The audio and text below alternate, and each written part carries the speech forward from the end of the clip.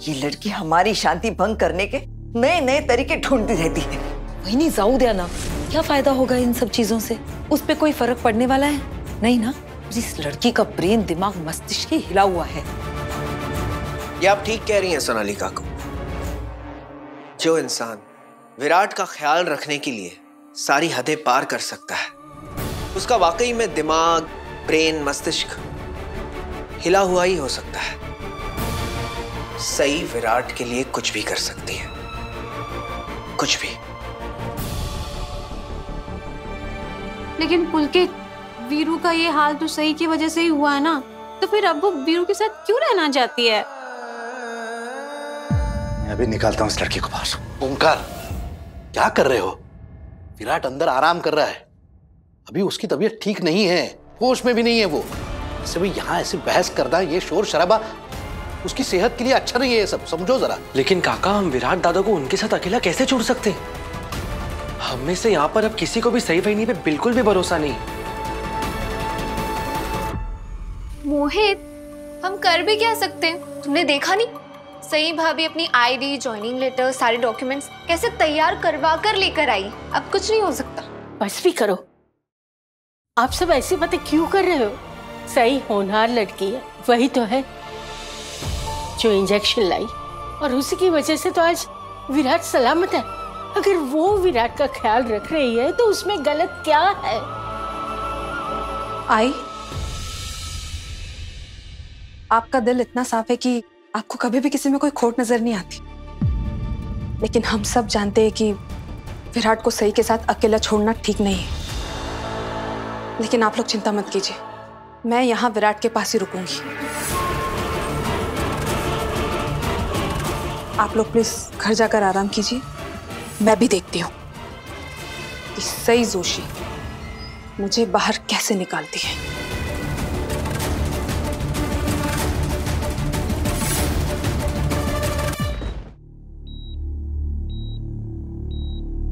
तुम जो काम करने आई थी वो हो गया? नहीं। क्यों?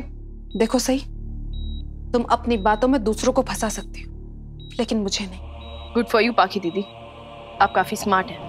प्लीज मुझे मेरा काम करने दीजिए। तुम इसे अपना काम कहती हो, या फिर ये तुम्हारी सपनों की लिस्ट में से कोई एक सपना है?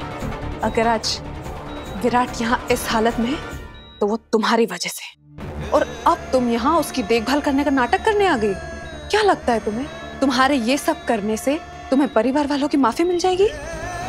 नहीं सही, तुम अब पूरे परिवार वालों की नजरों से उतर चुकी हो। मैं तुमसे बात कर रही हूँ सही, तुम मेरी बात सुन भी रही हो? नहीं, नहीं सुन रही। मैं अपना काम कर रही हूँ, किसी बकवास पर मेरा ध्यान नहीं है। प्रॉब्लम क्या है तुम्हारी? आप मुझे मेरा काम क्यों नहीं करने दे रही हैं पाखी दीदी? अगर मेरी जगह कोई और हॉस्पिटल स्टाफ होता तब भी आप उसे ऐसे ही तंग करती?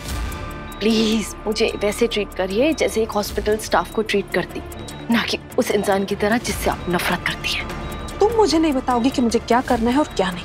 तुम अपनी ये जॉब का झूठा वूठा नाटक बंद करो, निकलो यहाँ से। हेलो डॉक्टर पाटिल, कब आए आप? क्या बकवास कर रही हो तुम? अब डॉक्टर पाटिल नहीं है ना, मुझे सिर्फ डॉक्टर पाटिल ऑर्डर दे सकते हैं और कोई नहीं। और अगर आपकी याददाश्त कमजोर नहीं हो, आपको सब कुछ क्लियरली याद हो, तो पिछली बार विराट सर ने आपको यहाँ से जाने के लिए कहा था और मुझे उनका ख्याल रखने के लिए कहा था।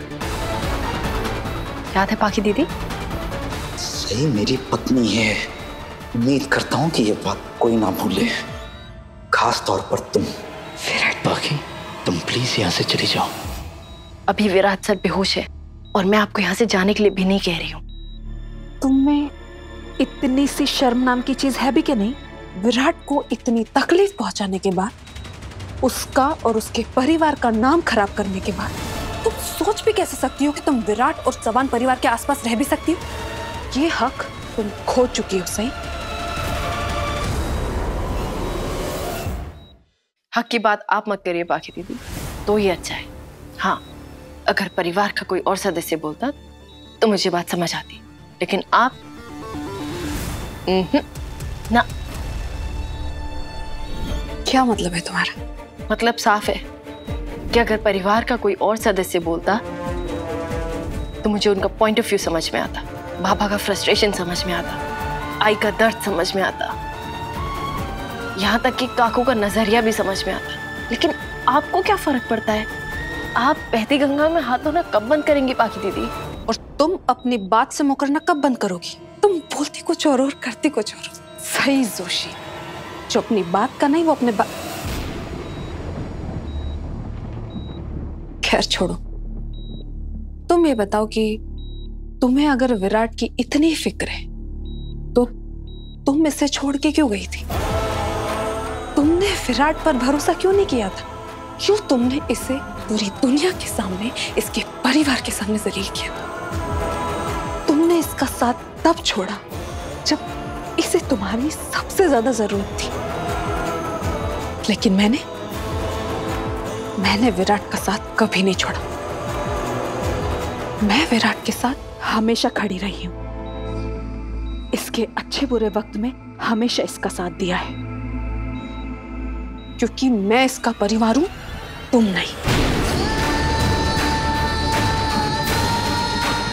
जाओ यहां से।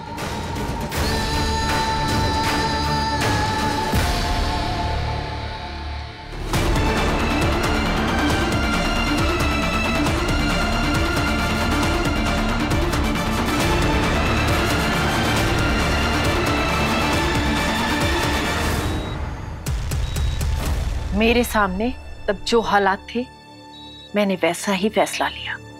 हाँ, मैंने विराट सर को गलत समझा, लेकिन जब मुझे उनकी सच्चाई पता चली मुझे मेरी गलती का एहसास हुआ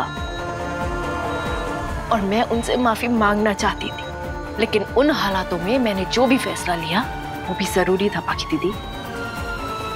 मेरे आत्मसम्मान के लिए जरूरी था, मेरे स्वाभिमान के लिए वो घर छोड़ के जाना जरूरी था। हाँ, आत्मसम्मान और स्वाभिमान की बात आप तो रहने दीजिए, क्योंकि अगर आपके अंदर स्वाभिमान होता तो आप उस जगह सालों साल नहीं पड़ी रहती जहां आपकी इतनी बेइज्जती होती है। बेइज्जती आपका फेवरेट वर्ड है ना? आपके हिसाब से आपकी बहुत बेइज्जती होती है, आपके हिसाब से आपका दिल टूटा है, आपके हिसाब से विराट सर ने आपको धोखा दिया है, फिर भी आप जवान निवास में क्यों टिकी हुई है?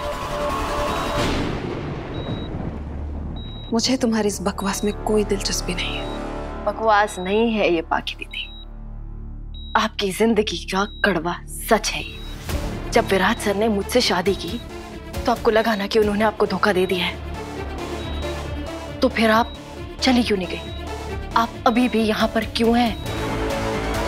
मैं ना आपसे ये सारे सवाल विस्तार से पूछ सकती हूँ, लेकिन नहीं पूछूंगी, क्योंकि ये सवाल ना पूछ के आपके और मेरे बीच का जो फर्क है ना, मैं इस फर्क को बरकरार रखना चाहती हूँ। अगर हम दोनों में इतना ही फर्क है तो तुम यहाँ क्या कर रही हो? तुम जो मुझे दुनिया भर का ज्ञान दे रही हो, बोलो ना, तुम यहाँ क्या करने आई हो? जब तुमने खुद अपने और विराट के बीच में सब कुछ खत्म कर दिया है, तो फिर अभी तक तुम यहाँ क्या कर रही हो? क्या तुम डिवोर्स के बाद भी विराट को अपने काबू में रखना चाहती हो? मैं विराट सर को अपने काबू में नहीं रखना चाहती।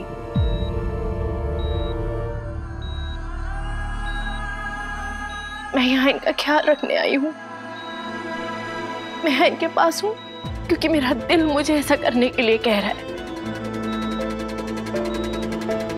विराट सर की ये हालत मेरी वजह से हुई है। मैंने उन्हें गलत समझा। जब तक ये ठीक नहीं हो जाते मैं इनके पास रहूंगी, इनका ख्याल रखूंगी। और मुझे ये एहसास भी हो गया है कि इन्हें गलत समझ के मैंने बहुत बड़ी गलती की है।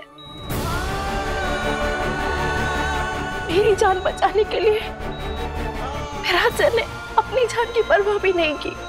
अगर ऐसे वक्त में मैं इनका ख्याल नहीं रखूंगी तो मैं खुद से नजरें नहीं मिला पाऊंगी। तुम्हें ये कहने में जरा सा भी अफसोस नहीं हो रहा है ना कि विराट की ये हालत तुम्हारी वजह से हुई है? You are so disgusting. सही, अगर आपको मेरी बातें इतनी डिस्गस्टिंग लग रही हैं तो प्लीज यहाँ से चले जाइए। किसी ने नहीं रोका है आपको। मैं यहाँ सिर्फ अपना काम कर रही हूँ, मुझे मेरा काम करने दीजिए। और अगर कोई भी मेरे काम के बीच में आएगा तो उसे यहाँ से जाना होगा। क्या मतलब है तुम्हारा? देखिए, मैं आपसे झगड़ा नहीं करना चाहती थी। एनीवेज, विजिटिंग आवर्स खत्म हो गए हैं। जाइए, वेटिंग एरिया में आराम कीजिए। मैं कहीं नहीं जाऊंगी। देखिए बाकी दीदी, चले जाइए वरना मुझे मजबूरन वार्ड बॉय को बुलाना होगा। और अगर आप फिर भी नहीं जाएंगी तो सिक्योरिटी गार्ड आपको यहाँ से निकालेंगे। प्लीज जाइए, मुझे मेरी ड्यूटी करने दीजिए।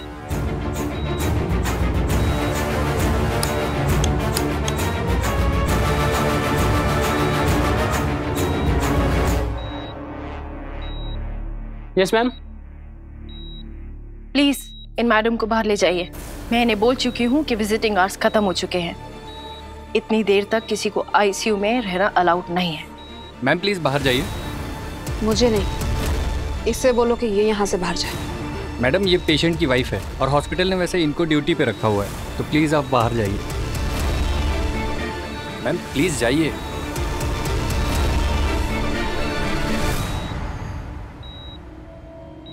कल सुबह जब सब वापस आ जाएंगे तब तुम्हें तुम्हारी असली जगह पता चल जाएगी।